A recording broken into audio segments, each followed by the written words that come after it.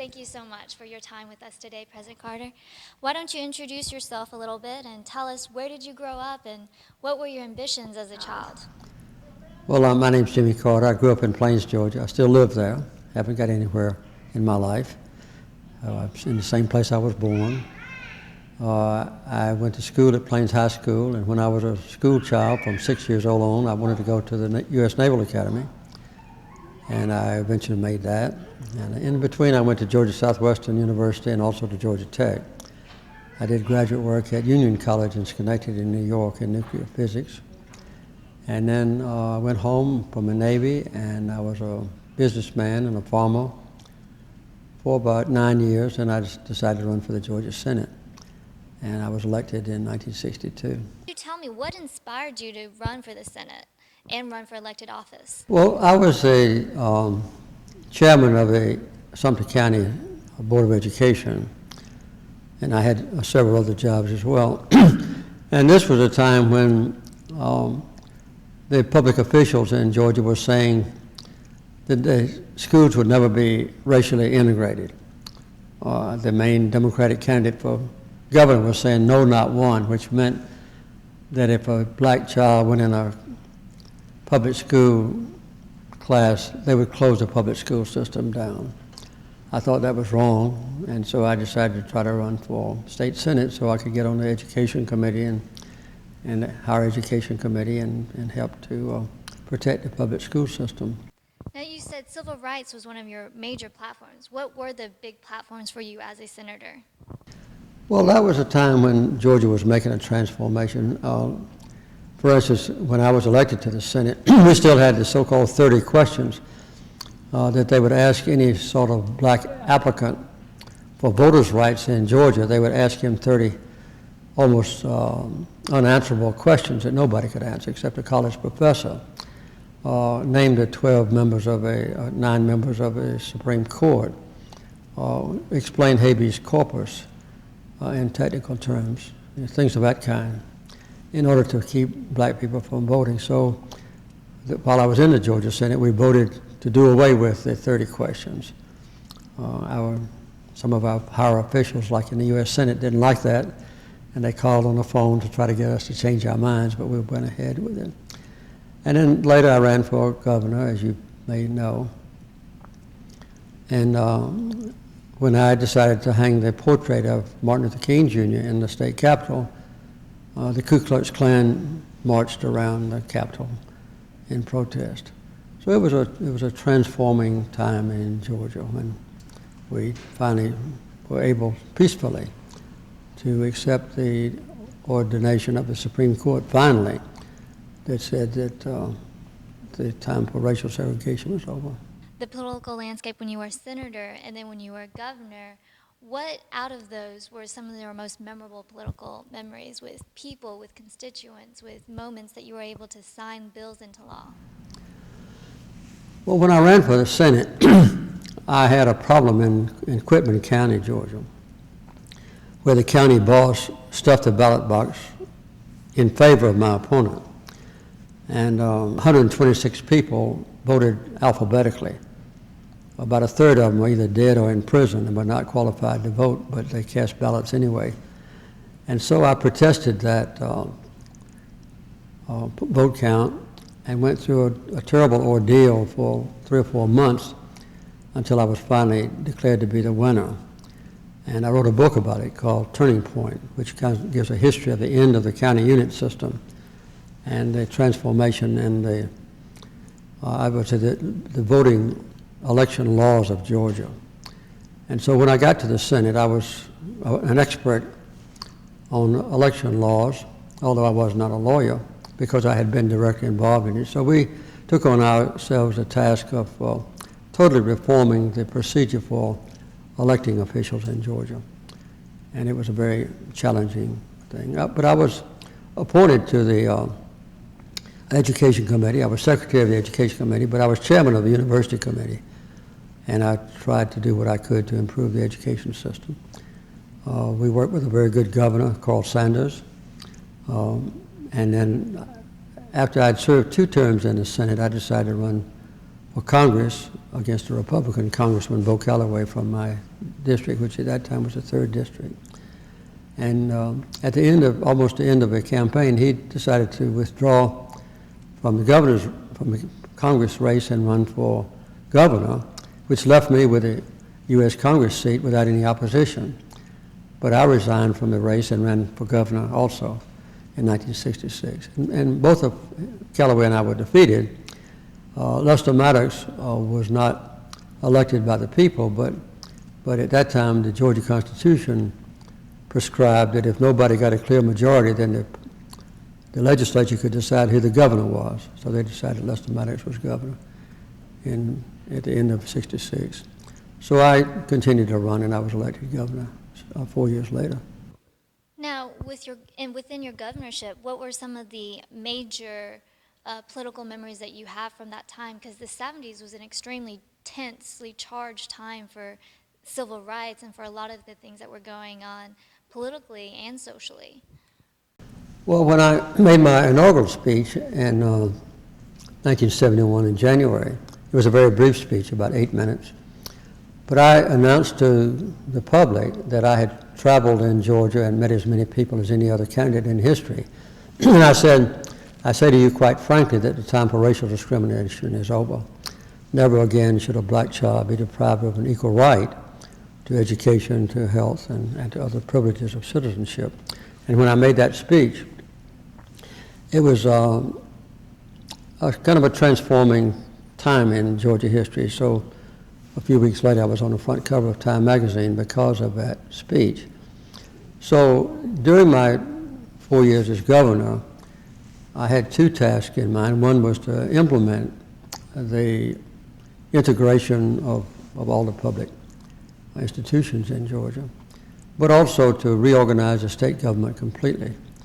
So I started out, I think, with 300 and something agencies and departments in the Georgia government. By the time I was through, we only had 30.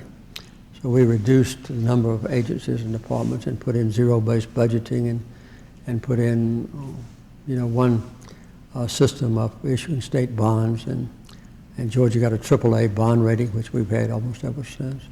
So I transferred. The new governor. Yeah, I was. That was your nickname because you were heralding and championing these initiatives that people down in the Deep South had never even thought of. I mean, this was a truly changing time for the South, this entire region. It was. And you people had thought of them, but just to put it all into effect was a great opportunity for me as governor, and the Georgia people were ready for it.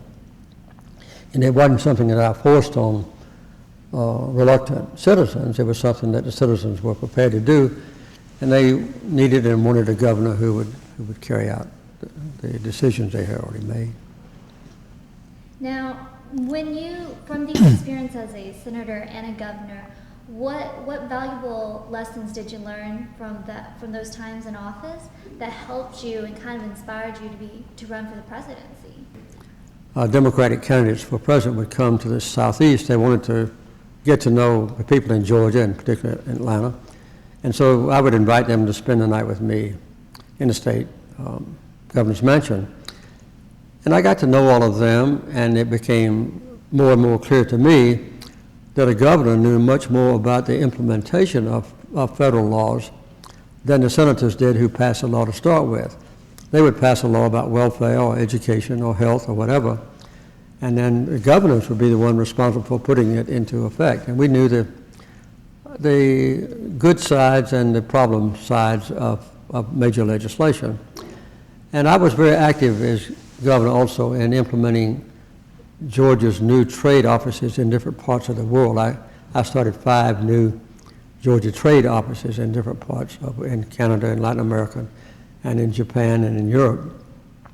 So I knew a good bit about foreign policy. I had been in the Navy for 12 years before that. So after the 1972 election, when George McGovern was chosen by the Democrats and lost very overwhelmingly, then I decided to run for president. And so about 5 advisors and I would meet at the governor's mansion and make plans on what we might do to be elected 2 years later. And nobody thought I had a chance. I read somewhere that said you traveled 50,000 miles, visited 37 states, and spoke 200 times before any other president candidate even put a bid into the box. Well, as a matter of fact, before it was over, I visited all 50 states, including Alaska and Hawaii. My wife campaigned in 48 states. So we covered the nation over, and by the time the other candidates woke up, it was too late. This was the time when so much was changing for the country as well as for Georgia. Mm-hmm. What were the major issues that you had to deal with? Well, of course, the first thing I wanted to do was to tell the truth and obey the law. And I wanted to keep the peace, which we haven't done in our country. We've always been in the forefront of starting wars or getting involved in wars. In fact, if you take the 4 years when I served, it's about the only time in the last 60 years the United States hadn't been in war somewhere. So I wanted to keep the peace, not only for ourselves, but for other people as well. So I was challenged with 3 or 4 very important things. What to do about China. We hadn't had diplomatic relations with China for 35 years. President Nixon had been over to China and met with them, which was very notable.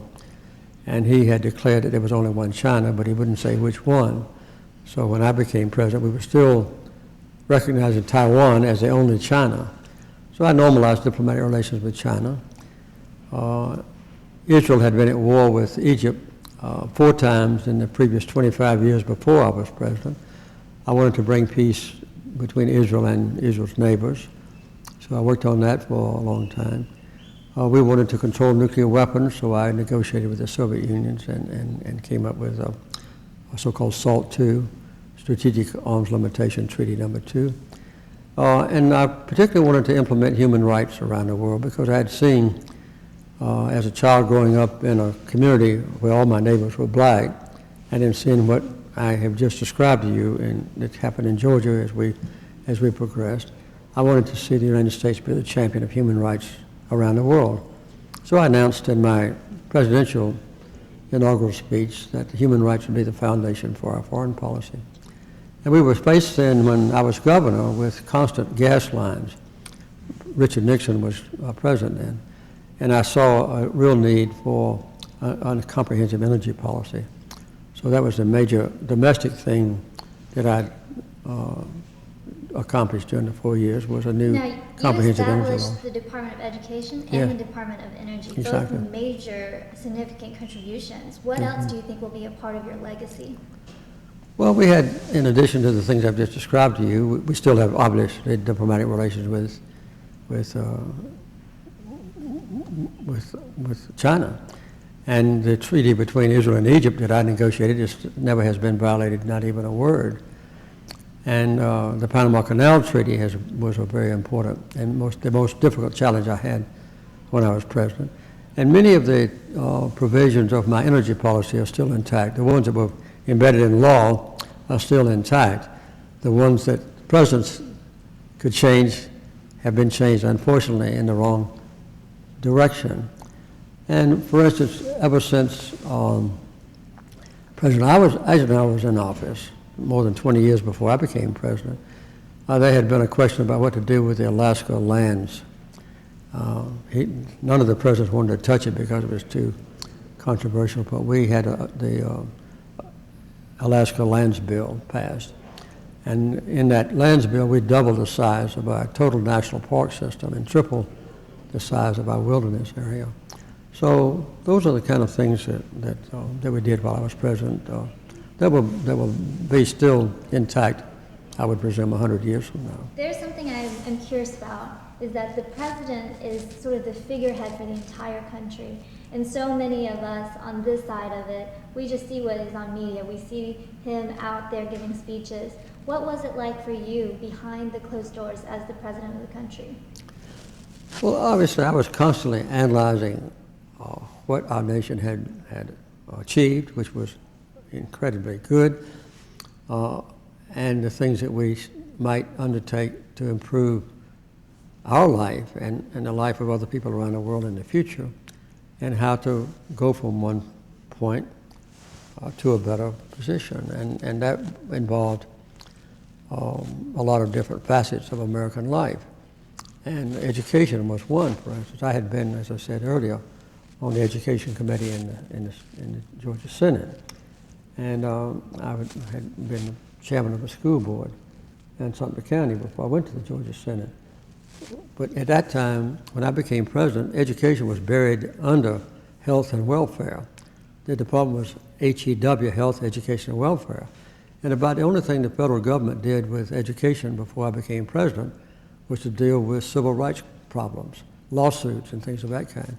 I thought that education should be a part of the cabinet, should have its own organization. So I decided to establish a Department of Education, and the Congress approved my proposal. So we organized a new Department of Education. We did the same thing with energy. When I got to be president, there were 33 different scattered agencies that dealt with all of the facets of energy, all the way from home insulation to automobile standards and gas and oil and also nuclear power and even weapons. And so I brought them all together in one Department of Energy. So the same interest that I had in making Georgia government more efficient, I did the same thing when I got to be president. How was it for your family to move into the White House, though? On the personal side, what was that transition like for you? It wasn't much of a transition from the governor's mansion to the White House. You know, both homes are equally beautiful. They happen to have the same size grounds around them, 18 acres. The big transformation for my family was to move from Plains, Georgia to the governor's mansion. And then when we moved from the governor's mansion to the White House, you know, it was not nearly as big a deal as you would think. Do you think coming from that agricultural background as a farmer, could you connect with the average citizen better and have a better idea of what would be best for the country? Well, of course, I'm prejudiced about it, but I think so. I grew up in a small town. I worked with my hands all my life. I used to plow a mule. I used to, you know, shake peanuts and pick cotton and put out fertilizer and so forth, both as a boy and as an adult when that was my business. And so I've grown up in the woods and forests. And so I think that my being a working man and then a successful businessman and then a successful legislator and governor prepared me to be a president. And then after I left the White House, obviously, that has given me a good background on which to do the work of the Carter Center now, which has, by the way, been the best part of my life. The last 30 years with the Carter Center in its work all over the world, this really is the most gratifying. But all of my previous career, including being a naval officer, I think prepared me for this. Now, the time you served was a very formative time for the country. How did you see the United States change socially and politically? Well, I think the big transformation that was taking place was doing away with racial segregation as a law of the land. And once in 1964, when Lyndon Johnson was able to get the, equal voting rights and so forth, that was a major turning point. But that was a decision made in Washington by the Congress. And so it was up to me and other governors to put it into effect in our own states and then to try to build upon that and make sure that citizens of all races and social backgrounds had equal opportunities to have a good life. So that was a transformative time. And of course, the rapid explosion, I would say, of technology has also been a turning point. That began in my time in Washington. The computers came along while I was president. And then, of course, later cell phones and iPads and all of that has emerged as my children and grandchildren have reached maturity. So that technological change has taken place also in the entire world with globalization. Now a villager in a distant country like Burkina Faso or Mali or Niger basically can know what goes on in the rest of our country and also what goes on in other nations in the world. And that's a new opportunity for people to get to know each other better and hopefully in the future to live in peace. A lot of people consider that your post-presidency is one of the most successful. You have established the Carter Center where we are here today. You've written many books. You have continued peace talks with countries. What is the secret to your success? Well, I write books when I'm home, and that's been the main way I've made extra money to live on. I've written 26 books, and they've all been pretty successful. And my main work, though, is at the Carter Center. We founded it 30 years ago. And we have programs now in 73 countries in the world. And I would say the secret to the success of the Carter Center is that we don't duplicate what other people are doing. We don't compete with people that are doing a good job. So if the United States or the United Nations or the World Health Organization or the World Bank or Harvard University is taking care of a problem successfully, we don't get involved in it. We just tackle questions that we think are very important for our own people or for people in the rest of the world that other people don't want to do. We kind of fill vacuums in the world. So those vacuums have led us to, for instance, be the first organization that had ever monitored a foreign election. And we just finished our 81st election in Libya last week. And we have concentrated on reaching out to people that are creating difficulty with whom the United States won't communicate, like North Korea. The United States won't send any diplomats to Pyongyang, North Korea. I go to North Korea, and I meet with the leaders there to try to help peace come along. And we deal with different parts, say, of the Middle East problem. We work with Israel, we work with Jordan, we work with Lebanon, we work with Egypt, we work with Fatah, we work with Hamas, even though the United States won't deal with all of those because they don't like the governments there, they don't like the leaders. When we get ready, we go to Cuba, for instance. We work with the Castro brothers on health programs in countries around the world. So that's what the Carter Center does. But the main thing we do is to deal with diseases that are not even known in the developed world now. Diseases that even American doctors wouldn't know about, onchocerciasis and dracunculiasis and lymphatic filariasis and trachoma and schistosomiasis, things of that kind, that afflict hundreds of millions of people. So the Carter Center actually goes into the villages and deliver medicines or teach people how to correct health problems of their own. So that's the kind of work that we do now. What is your favorite pastime to stay cool in the summer? Well, we take a lot of exercise, but we have a swimming pool next to our house, and we always, when we get through exercising on a bicycle and so forth, or jogging or walking, we jump in the pool and cool off. But I'm an artist. I paint pictures and I make furniture, and my workshop is air conditioned. So when I get tired of working on the computer, writing a book or writing an editorial for a newspaper or something like that, then I go out to the studio and paint them.